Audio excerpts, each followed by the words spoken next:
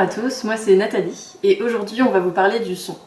Pour suivre l'atelier depuis chez vous, vous aurez besoin d'un objet qui fait du son. Ça peut être un instrument de musique, comme cette guitare, ou bien un diapason, un haut-parleur aussi si vous en avez un, et enfin si vous n'avez rien de tout ça, un simple téléphone fera l'affaire. Maintenant que tu as ton objet qui fait du son, on va essayer de regarder ce qu'il se passe quand on fait du son. Par exemple avec un diapason, frappe-le, porte-le à ton oreille. Qu'entends-tu? Que ressens-tu dans tes doigts? Ou bien avec la guitare par exemple, tu peux pincer une corde et regarder ce qu'il se passe.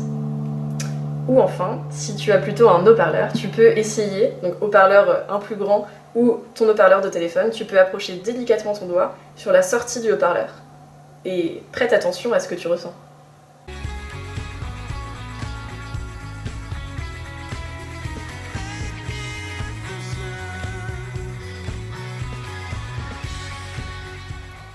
Donc par exemple, là, ce que tu as dû ressentir, c'est une vibration dans tes doigts avec le diapason et le téléphone. Avec la guitare, ce qui est bien, c'est qu'on peut vraiment voir la corde vibrer. Et on sent aussi la vibration en posant nos doigts dessus.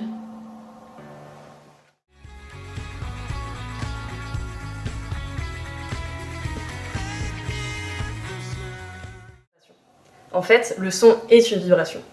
Pour vous en convaincre, vous pouvez par exemple mettre votre main sur votre gorge quand vous parlez et vous ressentez les vibrations de vos cordes vocales. C'est pareil quand vous chantez. Ah. Mais dis-moi Nathalie, pourquoi on entend le son et comment fait-il pour se déplacer jusqu'à nos oreilles? C'est vraiment une très bonne question. Dans notre expérience, le son est parti de la corde de la guitare et il est arrivé jusqu'à nos oreilles. Mais qu'est-ce qu'il y a entre les deux? En fait, il y a de l'air et le son utilise l'air pour se déplacer. En science, on dit que le son se propage dans l'air. Pour vérifier, on pourrait essayer d'enlever l'air de la pièce, par exemple. Mais là, on aurait un peu de mal pour respirer. C'est pour ça que nous, on va utiliser une cloche à vide.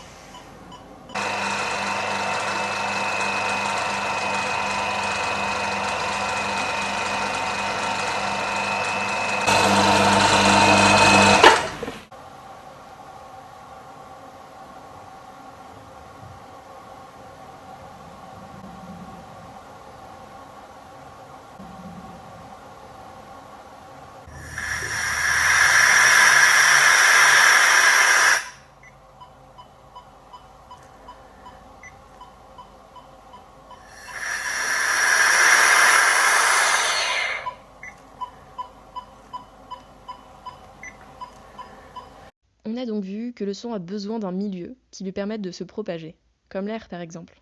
Mais c'est également le cas dans l'eau. Dans ces milieux, il y a des petits éléments qu'on appelle molécules. L'air par exemple est composé principalement de deux types de molécules, du dioxygène et du diazote.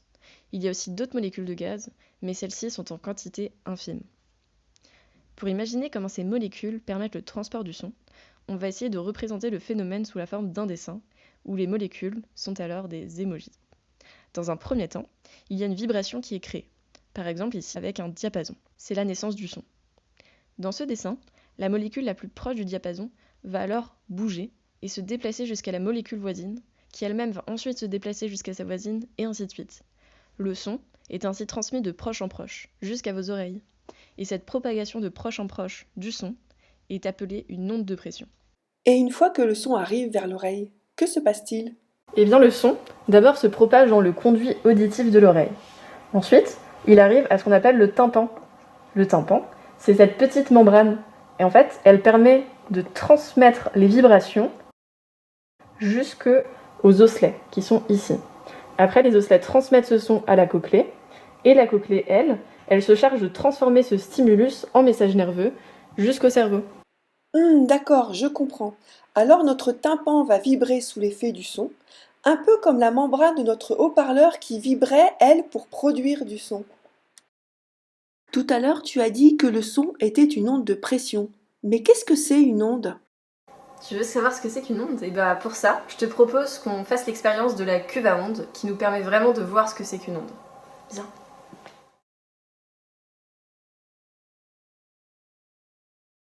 Qu'est-ce qu'une cuve à ondes? Eh bien, c'est ce que vous voyez devant vous. C'est une cuve qui est peu profonde, dans laquelle on verse de l'eau, à la surface de laquelle une petite pointe vient taper à intervalles de temps réguliers. On observe à la surface de l'eau des petites perturbations sous forme de vagues et de creux réguliers. Ils apparaissent autour de la pointe et se propagent dans le reste de la cuve. C'est ce phénomène que l'on appelle une onde. C'est la propagation d'une perturbation. Une onde se caractérise par une fréquence que l'on va définir un peu plus tard dans la vidéo. Mais ici, la fréquence, elle est directement reliée au nombre de fois où la pointe vient taper à la surface de l'eau. Par exemple, regarde ce qu'il se passe si on augmente le nombre de fois où la pointe frappe l'eau. On voit plus de cercles, et ces cercles sont plus rapprochés les uns des autres. Il y a donc plus de vagues et plus de creux. On peut regarder ce phénomène sous un autre angle. On va projeter ce qu'on voit sur un écran. On y verra beaucoup plus clair. Comme tout à l'heure, on voit des cercles qui se déplacent. Il y a de la lumière là où étaient les vagues et de l'ombre là où étaient les creux. On voit bien à nouveau que les cercles se rapprochent lorsqu'on augmente le nombre de fois où la pointe frappe l'eau, et ils sont plus nombreux à l'écran. Comment pourrait-on représenter cette onde qui se propage dans toutes les directions de l'eau? Pour cela, imaginez que vous êtes en un point à la surface de l'eau. Que voyez-vous? Il y a d'abord une vague qui arrive sur vous, puis vous redescendez dans un creux, puis il y a à nouveau une vague, puis à nouveau un creux.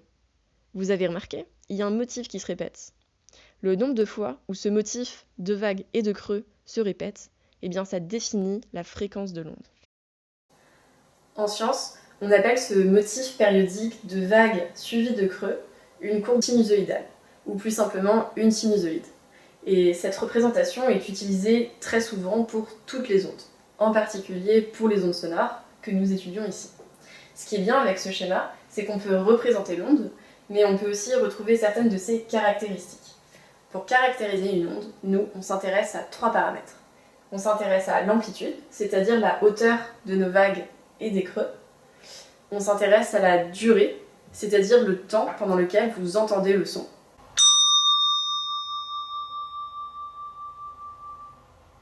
Et enfin, on s'intéresse à la fréquence. La fréquence, rappelez-vous, c'est le nombre de motifs qui se déroulent en une seconde. En l'occurrence, nous avons un motif de vague suivi d'un creux en une seconde.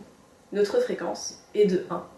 Lorsque la fréquence est de 1, on observe donc ce motif une fois. Lorsque la fréquence est de 2, en une seconde, on observe 2 fois ce même motif. Et ainsi de suite.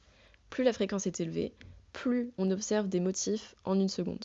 Et ainsi, on peut voir qu'ils sont aussi plus resserrés à l'image. Une dernière chose qui est importante, c'est l'unité de la fréquence.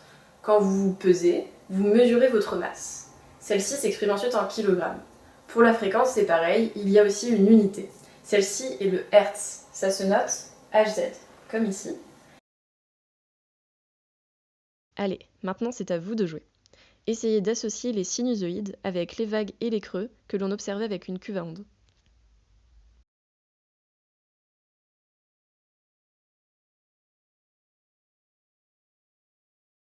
Voici la correction de l'exercice.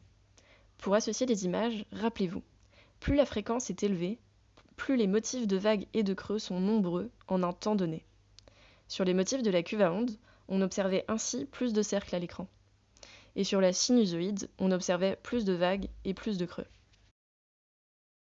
Bon, et bien on arrive vers la fin de cet épisode sur la nature du son. Et il est maintenant temps de résumer les notions importantes que vous avez pu découvrir avec nous.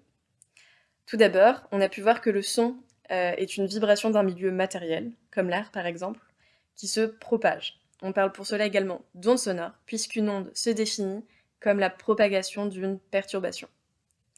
On a également pu voir qu'une onde se définit par sa fréquence, son amplitude et sa durée.